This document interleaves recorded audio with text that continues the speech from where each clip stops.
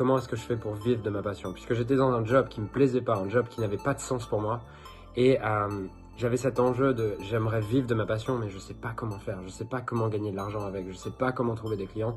Et je suis dans ce doute, dans cette insécurité. Je sais ce que je veux plus, mais pour autant, je sais pas exactement comment vivre de ma passion. Et c'est peut-être la question que tu te poses si tu es sur cette vidéo également, c'est comment vivre de ta passion. Et c'est ce qu'on va voir ensemble dans cette vidéo. La première chose à comprendre, c'est que passion, ça veut dire souffrir. Okay, l'étymologie de passion, c'est souffrir. Donc on va remplacer le mot passion par inspiration. Pourquoi est-ce que c'est vraiment important? Parce que souvent les gens qui sont passionnés, ils sont trop dans leur passion et ils sont trop en train de se demander qu'est-ce que j'aime, et dès qu'on leur dit de parler du sujet, ce qui se passe, c'est qu'ils parlent de choses qui sont trop techniques et de choses qui n'intéressent pas les autres. Et la clé pour vivre de ta passion et pour développer un business autour de ta passion, une activité autour de ta passion, c'est premièrement de te demander, pas moi, qu'est-ce que j'aime? Toi, tu sais déjà ce que tu aimes, tu sais déjà ce qui t'inspire, mais plutôt, qu'est-ce que les autres ont besoin?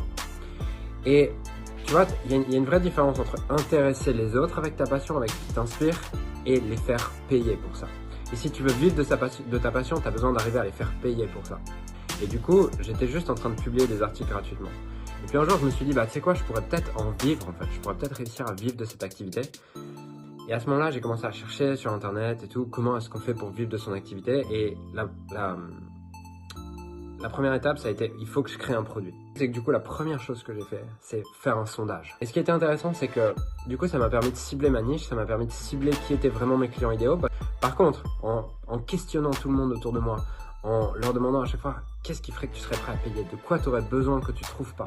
Et en posant toutes ces questions et en étant vraiment curieux de qu'est-ce que vivent les gens, parce que c'est ça la clé pour vivre de ta passion, c'est être curieux de qu'est-ce que les gens veulent.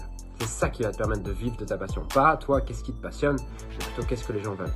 Et donc, en posant toutes ces questions et tout, ce qui s'est passé, c'est que je me suis rendu compte que les gens, par contre, qui étaient vraiment passionnés et qui voulaient aller plus loin, eux, ils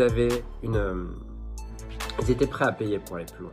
Et donc, à ce moment-là, j'ai compris, ok, si je veux vivre de ma passion, déjà, je m'adresse plus du tout aux débutants. Et même si je perds la moitié, je perds les 80% du marché, je vais m'adresser aux 20% du marché qui sont vraiment passionnés. Et ça a été déjà un gros shift pour moi de comprendre ça. Et une fois que je suis passé aux 20%, je me suis demandé, ok, je vais cibler qu'eux, ils ont besoin de quoi? Ils veulent quoi? Et à ce moment-là, j'ai créé un produit et un service pour eux, en fonction de ce qu'ils m'avaient dit. Donc aujourd'hui, si tu veux vivre de ta passion, c'est ça. C'est déjà identifier que ta passion, dans ton marché de passionnés, tout le monde n'est pas intéressé par payer pour ce que tu fais. D'accord? Peut-être que ton marché, c'est les plus avancés, les plus passionnés, peut-être que c'est ceux du milieu, peut-être c'est les tout débutants. Mais déjà, il faut savoir exactement à qui tu t'adresses. Ensuite, une fois que tu sais à qui tu t'adresses et avec qui tu vas pouvoir vivre de ta passion, tu dois être très curieux en fait de savoir qu'est-ce qu'ils veulent, qu'est-ce qu'ils ont besoin.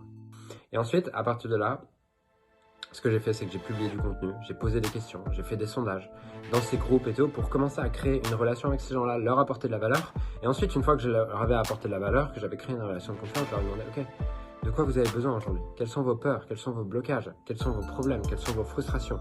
Qu'est-ce que vous désirez?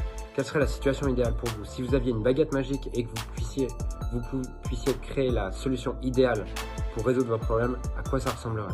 Et à partir de là, j'ai créé le produit idéal pour eux. Et c'est comme ça que j'ai pu vivre de ma passion à cette époque. Donc, les clés que tu dois retenir, c'est que ta passion, c'est pas si tu veux vivre de ta passion, c'est pas à propos de toi, c'est à propos des autres, c'est à propos de ce qu'ils veulent.